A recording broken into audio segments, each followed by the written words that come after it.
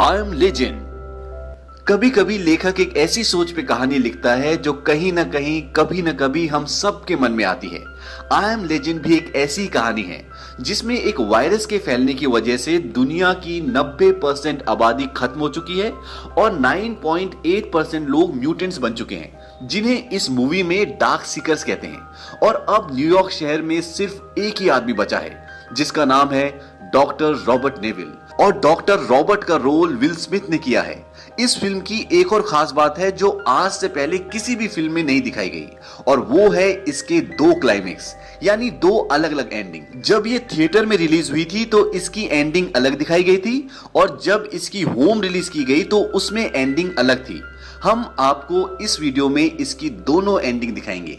Film शुरू होती है और फिल्म शुरू होने के साथ ये दिखाते हैं कि टीवी पर एक डॉक्टर का इंटरव्यू चल रहा होता है, और डॉक्टर बोलती है कि हमने कैंसर का इलाज ढूंढ लिया है। अब जो उसका इंटरव्यू लेती है वो पूछती है कि आज तक आपने कितने लोगों का इलाज किया है। वो बोलती है कि 10,009। वो पूछती है कि इसमें से ठीक कितने हुए। वो बोलती है कि 10,009, यानी कि कैंसर का 100% क्योर मिल चुका है। इसके बाद स्क्रीन पे लिखा हुआ आता है 3 years later, यानी कि 3 साल बाद। और 3 साल बाद न्यूयॉर्क का मैनहट्टन शहर पूरी तरह से वीरान और बंजर हो चुका है। पूरे शहर में कोई भी आदमी नहीं दिखता। बहुत सारी गाड़ियां दिखाते हैं जो अपनी जगह पर खड़ी हैं, जो चल नहीं रही। तभी दिखाते हैं कि एक लाल रंग की गाड़ी बड़ी रफ्तार से चलती हुई आती है, और इस गाड़ी को चला रहे हैं विल स्मिथ। और विल स्मिथ के साथ उनका एक कुत्ता भी होता है जिसका नाम होता है सैम। दरअसल विल स्मिथ शिकार कर रहे होते हैं, वो हिरन का पीछा कर रहे होते हैं। और वो हिरन का पीछा क्यों कर रहे हैं? क्योंकि उन्हें खाना चाहिए। अब उन्हें हिरन का शिकार करने में बहुत स्ट्रगल लगता है। तभी एक लम्हा ऐसा आता है जब हिरन उनके सामने आता है और वो अपनी गन से उसका शिकार करने ही वाले होते हैं कि तभी एक शेरनी आती है और उस पर झपट्टा मारकर उसे मार देती है। अब विल स्मिथ उससे शिकार छीनना चाहते हैं, और वो छीन सकते हैं क्योंकि उनके पास गन है, लेकिन तभी उनकी घड़ी का अलार्म बज जाता है और वो ऊपर देखते हैं तो सूरज ढलने वाला होता है, और उन्हें ना चाहकर भी वापस जाना पड़ता है। अब विल स्मिथ अपने घर आ जाते हैं। अब सवाल ये उठता है कि विल स्मिथ सूरज ढलने की वजह से घर क्यों आए। दरअसल इस शहर में बहुत सारे म्यूटेंट्स हैं जिन्हें डार्क सीकर्स कहते हैं, और ये सिर्फ रात को ही निकलते हैं। और ये रात को क्यों निकलते हैं? क्योंकि इनकी स्किन बहुत सेंसिटिव है, और ये जैसे ही धूप में जाते हैं ये मर जाते हैं क्योंकि इनकी स्किन धूप को बर्दाश्त नहीं कर सकती। घर आने के बाद विल स्मिथ और उनका कुत्ता सैम खाना खाते हैं, और खाना खाने के बाद रात होने से पहले वो अपने पूरे घर को अच्छी तरह सील कर देते हैं और लाइट्स बंद कर देते हैं ताकि किसी को पता ना चले कि अंदर कोई रहता है।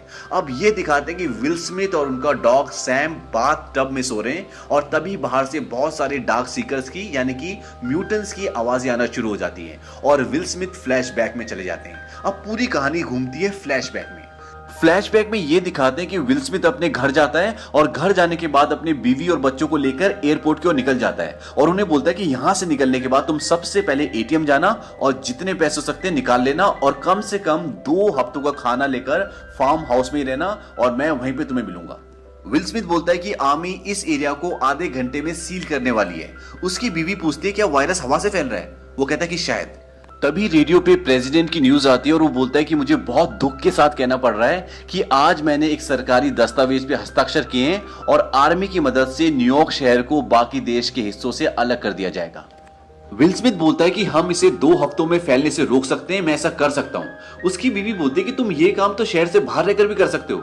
विल स्मिथ बोलता है कि ये यहीं पे शुरू हुआ था और यहीं खत्म होगा। तभी विल स्मिथ की गाड़ी से एक म्यूटेंट टकराता है, और उसका बच्चा और बीवी बहुत बुरी तरह से डर जाते हैं। अब वो बड़ी मुश्किल से एयरपोर्ट तक पहुंचते हैं, और एयरपोर्ट पर पूरा शहर जमा है क्योंकि सब उस शहर से बाहर जाना चाहते हैं, लेकिन उस शहर से सिर्फ उन्हीं लोगों को बाहर जाने दिया जा रहा है जो इन्फेक्टेड नहीं है। और इसे चेक करने के लिए उनके पास एक मशीन है जिससे वो पता लगा लेते हैं कि कौन सा आदमी इन्फेक्टेड है और कौन सा नहीं। जब वो विल स्मिथ के बच्चे को चेक करते हैं तो वो इन्फेक्टेड नहीं होता, लेकिन जब उसकी बीवी को चेक करते हैं तो मशीन में ये आता है कि वो इन्फेक्टेड है, और वो उसे नहीं जाने देते। तभी विल स्मिथ बोलता है कि ये मेरी बीवी है और मैं चाहता हूं कि तुम इसे दोबारा चेक करो। विल स्मिथ लेफ्टिनेंट कर्नल होता है और बोलता है कि मैं तुम्हें ऑर्डर देता हूं कि इन्हें दोबारा चेक करो। और जब वो उसे दोबारा चेक करते हैं तो उसमें यह आता है कि वो इन्फेक्टेड नहीं है, और इसके बाद वो उसकी बीवी और बच्चे को वहां से जाने देते हैं। अब जब वो अंदर जाते हैं तो उनकी बीवी और बच्चे के लिए एक हेलीकॉप्टर मंगाया जाता है, और हेलीकॉप्टर इसलिए मंगाया जाता है क्योंकि विल स्मिथ एक बहुत बड़े ओहदे पर होते हैं। अब विल स्मिथ अपने बीवी और बच्चे को सी ऑफ करके थोड़ा सा दूर आ जाते हैं, और जैसे ही उनका हेलीकॉप्टर टेक ऑफ करता है तो ये दिखाते हैं कि सामने एक और हेलीकॉप्टर होता है जिस पर इन्फेक्टेड लोगों ने हमला कर दिया है, और वो अपना बैलेंस खो देता है और घूमता हुआ वो उस हेलीकॉप्टर में लगता है जिसमें विल स्मिथ की फैमिली होती है। और इस हादसे में विल स्मिथ की बीवी और बच्चे की मृत्यु हो जाती है। तभी विल स्मिथ की नींद खुल जाती है और नींद खुलने के बाद वो एक्सरसाइज करता है और उसके बाद बेसमेंट में जाता है जहां पर वो वैक्सीन बना रहा है, यानी कि मेडिसिन बना रहा है इन इन्फेक्टेड लोगों को ठीक करने के लिए। वहां पर उसने बहुत सारे चूहों को पकड़कर बंद कर रखा होता है और ये सारे चूहे इस वायरस से इन्फेक्टेड होते हैं और विल स्मिथ दवाई बनाकर इन चूहों पर ये टेस्ट करता है कि दवा काम कर रही कि नहीं। अब विल स्मिथ चेक करता है कि जो दवा उसने लास्ट टाइम उन चूहों को दी थी उसका क्या रिजल्ट है, उसका उन पर क्या असर हुआ है। लेकिन सारे के सारे चूहे अभी भी बहुत एग्रेसिव होते हैं, उन पर उस दवा का कोई असर नहीं होता। तभी विल स्मिथ का ध्यान एक चूहे के ऊपर जाता है जो शांत होता है और उसकी हरकतें भी बहुत नॉर्मल होती है और इससे विल स्मिथ को बड़ी खुशी होती है क्योंकि उसे लगता है कि उसे अब दवा मिल गई है और वो बोलता है कि अब इस दवा को इंसानों पे टेस्ट किया जा सकता है, यानी कि उन इंसानों पे जो इन्फेक्टेड हो चुके हैं और पूरी तरह से डार्क सीकर्स बन चुके हैं। डार्क सीकर्स यानी कि म्यूटेंट्स। अब विल स्मिथ बाहर जाता है और बाहर जाकर विल स्मिथ रोज एक काम जरूर करता है, वो रेडियो पे मैसेज भेजता है सभी एफएम चैनल्स पर, मैं डॉक्टर रॉबर्ट, अगर आपको किसी भी तरह की मदद चाहिए, मैं आपको खाना दे सकता हूँ, वायरस से सुरक्षा दे सकता हूँ, घर दे सकता हूँ, तो आपको मैं हर रोज जब सूरज सिर के बिल्कुल ऊपर होगा साउथ स्ट्रीट सी पोर्ट पर मिलूंगा। इसके बाद ये दिखाते हैं कि विल स्मिथ एक बहुत बड़े पानी के शिप के ऊपर होता है और उस शिप के ऊपर बहुत सारे फाइटर प्लेन्स होते हैं और एक फाइटर प्लेन के ऊपर विल स्मिथ होता है और वहां से वो गोल्फ खेल रहा होता है और एक एक करके वो बॉल पर शॉट मार रहा होता है और उसके साथ उसका कुत्ता भी होता है जिसका नाम सैम है। तभी ये दिखाते हैं कि सैम अचानक से चौकन्ना हो जाता है और विल स्मिथ समझ जाता है कि उस तरफ कुछ है। वो अपनी गन उठाता है और उसके दूरबीन से देखता है तो वहां पर एक हिरन होता है। अब सैम और विल स्मिथ उसका पीछा करते हैं और पीछा करते करते विल स्मिथ का जो कुत्ता होता है सैम, वो उसके पीछे एक अंधेरे कमरे में यानी कि अंधेरे घर में घुस जाता है और ये बहुत ही खतरनाक है क्योंकि डार्क सीकर्स ऐसी जगहों पर रहते हैं जहां पर उजाला नहीं होता। अब विल स्मिथ उसके पीछे पीछे अपने कुत्ते को ढूंढने जाता है। उसके हाथ में गन होती है और गन के ऊपर लाइट होती है। तभी उसको उसका कुत्ता मिल जाता है, वो एक टेबल के नीचे छुपा होता है। वो बोलता है कि सैम चलो यहाँ से, लेकिन सैम बहुत बुरी तरह डरा होता है। तभी विल स्मिथ को पीछे से कुछ आहट आती है और जैसे ही विल स्मिथ पीछे घूमता है तो वहां पे एक डार्क सीकर बैठा होता है। इससे पहले कि वो डार्क सीकर विल स्मिथ के ऊपर अटैक करता, विल स्मिथ उसे गोलियां मार देता और वहां से भागना शुरू कर देता है और उसके पीछे उसका कुत्ता भी भागना शुरू कर देता है और पीछे से म्यूटेंट्स आ रहे हैं यानी कि डार्क सीकर्स आ रहे हैं। और जैसे एक डार्क सीकर विल स्मिथ के कंधे पर बैठता है, उसे काटने ही वाला होता है कि विल स्मिथ फर्स्ट फ्लोर से शीशा तोड़कर कूद जाता है और जैसे ही वो लाइट के संपर्क में आता है वो मर जाता है। अब विल स्मिथ को पता है कि इसके अंदर डार्क सीकर्स हैं और उसे एक डार्क सीकर चाहिए ताकि वो अपनी रिसर्च को पूरी कर सके, जो उसने दवाई बनाई है वो उन पे टेस्ट कर सके। अब विल स्मिथ वहां पर एक फंदा लगाता है और अपने कुत्ते को गाड़ी में छोड़ने के लिए जाता है और उसे बोलता है कि तुम्हें यहीं पे रहना होगा, तुम्हें इन्फेक्शन का खतरा है लेकिन मुझे नहीं। विल स्मिथ को खतरा क्यों नहीं है? क्योंकि वो इन्फेक्शन से बचने के लिए दवाई लेता है। अब कुछ देर बाद उसके फंदे में एक म्यूटेंट, एक डार्क सीकर फंस जाता है और वो बहुत चिल्ला रहा होता है। तभी वो उस पर एक जोरदार प्रहार करता है और वो शांत हो जाता है और उसी वक्त खिड़की पर एक म्यूटेंट आता है और वो विल स्मिथ पर जोर से चिल्लाता है, बहुत गुस्सा करता है। अब विल स्मिथ उस म्यूटेंट को पकड़कर अपनी लैब में ले जाता है और उस पर वही दवा यूज करता है जो उसने उस चूहे पे की थी जो शांत हो गया होता है। विल स्मिथ देखता है कि इस म्यूटेंट की बॉडी पर एक बटरफ्लाई का टैटू भी बना होता है और इसकी सांसें बहुत तेज चल रही होती है, लेकिन दवा देने के बाद उसकी सांसें धीरे धीरे कम होना शुरू हो जाती है, यानी कि उसका हार्ट रेट धीरे धीरे नॉर्मल होना शुरू हो जाता है। और विल स्मिथ को एक उम्मीद जागती है कि शायद दवा ने काम करना शुरू कर दिया है। लेकिन तभी वो म्यूटेंट उठती है और जोर जोर से चिल्लाने लगती है और बेहोश हो जाती है और विल स्मिथ की सारी उम्मीदें टूट जाती हैं।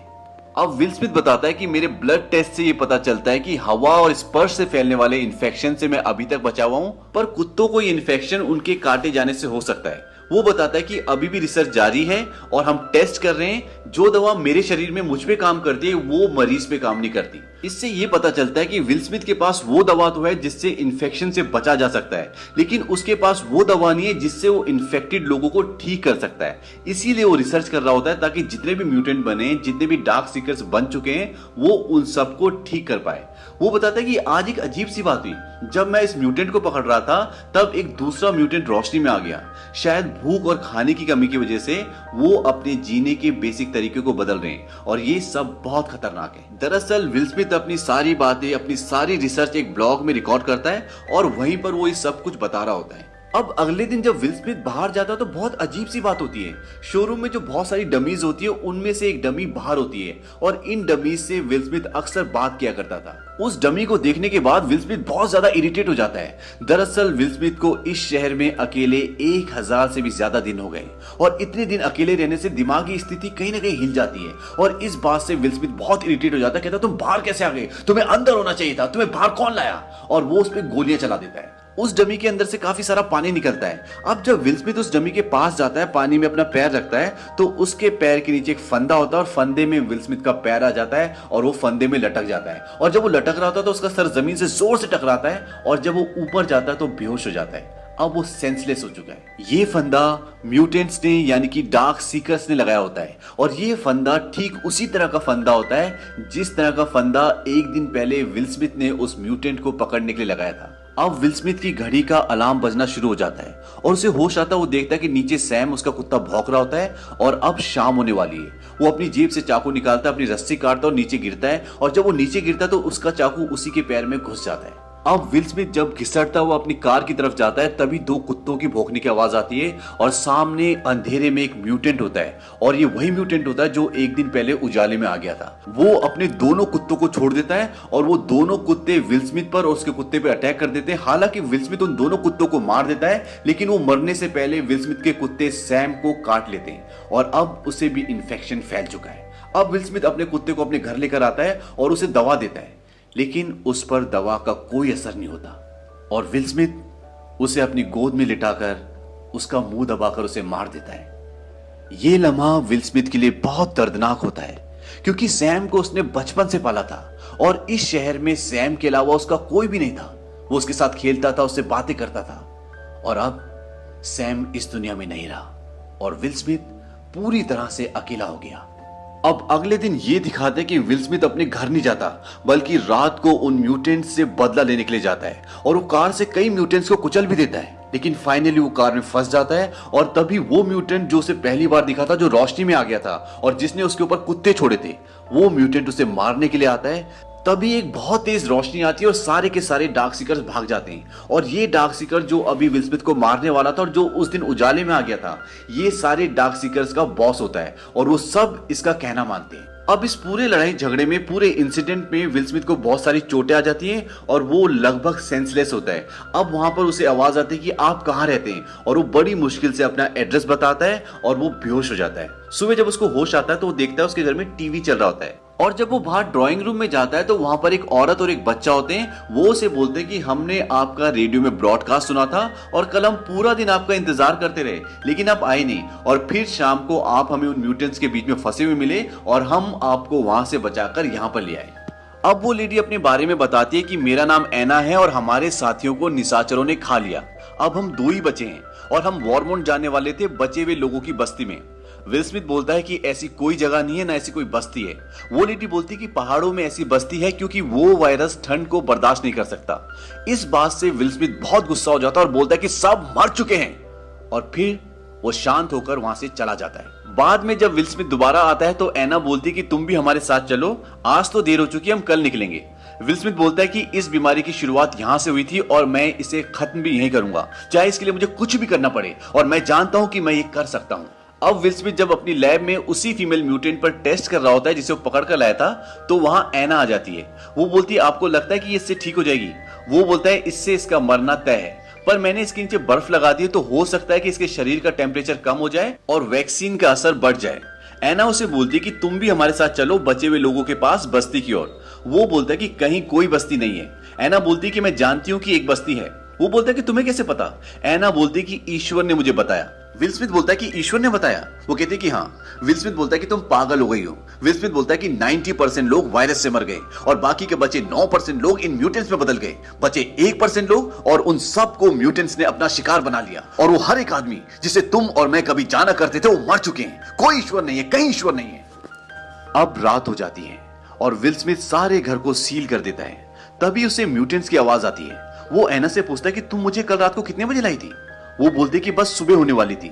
विल स्मिथ बोलता है कि उन्होंने हमें ढूंढ लिया, वो हमारे घर तक आ गए। अब विल स्मिथ ने घर के चारों तरफ काफी सारे विस्फोटक लगाए होते हैं और वो उन सबको ब्लास्ट कर देता है, जिसमें काफी सारे म्यूटेंट्स मर जाते हैं, लेकिन फिर भी बहुत सारे म्यूटेंट्स उसके घर में घुस जाते हैं। और एक ऐसा पल आता है जब एक म्यूटेंट विल स्मिथ को मारने वाला होता है कि उसके हाथ में गन आ जाती है और वो बच जाता है। अब वो लैब में चले जाते हैं, वहां जाकर देखते हैं कि जिस म्यूटेंट पे वो टेस्ट कर रहा था वो ठीक हो रही है, यानी उन्हें इलाज मिल गया। पर तभी वहां बहुत सारे म्यूटेंट्स आ जाते हैं। विल स्मिथ शीशे का दरवाजा बंद कर देता है, जो कि बुलेट प्रूफ है, यानी कि बहुत मजबूत है। विल स्मिथ चिल्ला चिल्ला के बोलता है, मैं तुम्हारी मदद कर सकता हूं, तुम्हें ठीक कर सकता हूं, मुझे इलाज मिल गया है, दवा असर कर रही है। तभी वहां पर वही म्यूटेंट आ जाता है जो उन सब म्यूटेंट्स का बॉस होता है, और वो शीशे में टक्कर मारना शुरू कर देता है और शीशा धीरे धीरे क्रैक हो रहा है। और विल स्मिथ देखता है कि शीशे पर बटरफ्लाई का निशान बन जाता है और एना की नेक पर भी बटरफ्लाई का निशान होता है। और विल स्मिथ को यह भी याद आता है कि उसकी बेटी आखिरी बार बटरफ्लाई की बात कर रही होती है जब वो उन्हें एयरपोर्ट छोड़ने जा रहा था। विल स्मिथ को यकीन हो जाता है कि ये कोई डिवाइन मैसेज है और ये इत्तेफाक नहीं हो सकता। वो जल्दी से उस म्यूटेंट का ब्लड एक ट्यूब में निकालता है जो अब ठीक हो रही है, क्योंकि अब उसके ब्लड में ही इस बीमारी का क्योर होता है। और वो उन दोनों को एक छोटे से चैम्बर में बंद कर देता है जो सेफ होता है, और उन्हें ब्लड सैंपल देते हुए बोलता है कि इसके अंदर ही इस बीमारी का क्योर है। एना बोलती है कि तुम भी अंदर आ जाओ। वो बोलता है कि ये रुकने वाले नहीं है। अब वो उन्हें वहां बंद कर देता है। ड्रॉर खोलता है, उसमें उसकी वाइफ और उसकी बेटी की फोटो होती है, जिसे देखकर वो खुश होता है। और ड्रॉर में एक बॉम्ब भी होता है, वो उसका छल्ला निकालता है। अब म्यूटेंट शीशा तोड़ने ही वाला होता है, वो शीशे की तरफ भागता हुआ आता है और विल स्मिथ भी उसी की तरफ भागता है, और एक जोरदार ब्लास्ट के साथ विल स्मिथ और सारे म्यूटेंट्स मर जाते हैं। अब इसके बाद ये दिखाते हैं कि एना वहां पहुंच जाती है जहां वो जाना चाहती थी, और वहां पहुंचकर वो देखती है कि वहां पर सच में एक बस्ती होती है। और वहां अंदर जाने के बाद इस इन्फेक्शन का क्योर जो विल स्मिथ ने उसे दिया था वो उन्हें सौंप देती है। विल स्मिथ ने बिना किसी स्वार्थ के अपनी जान देकर पूरी मानव जाति को बचा लिया। इसीलिए इस मूवी का नाम आई एम लेजेंड है। तो ये तो थी इस मूवी की फर्स्ट एंडिंग जो थिएटर में दिखाई गई थी। इसी मूवी की सेकंड एंडिंग भी होती है जिसमें विल स्मिथ बच जाता है। अगर आप उस एंडिंग को भी देखना चाहते हैं तो हमने नीचे डिस्क्रिप्शन में लिंक दिया हुआ है, या आप स्क्रीन पर भी देख सकते हैं, वहां पर एक थंबनेल है, आप उस पर क्लिक कीजिए और सेकंड एंडिंग को भी देखिए कि सेकंड एंडिंग में क्या होता है। हमारे चैनल को सब्सक्राइब करना ना भूलें ताकि जब भी हम इस तरह की वीडियोस डालें तो उसकी नोटिफिकेशन आपको मिल जाए।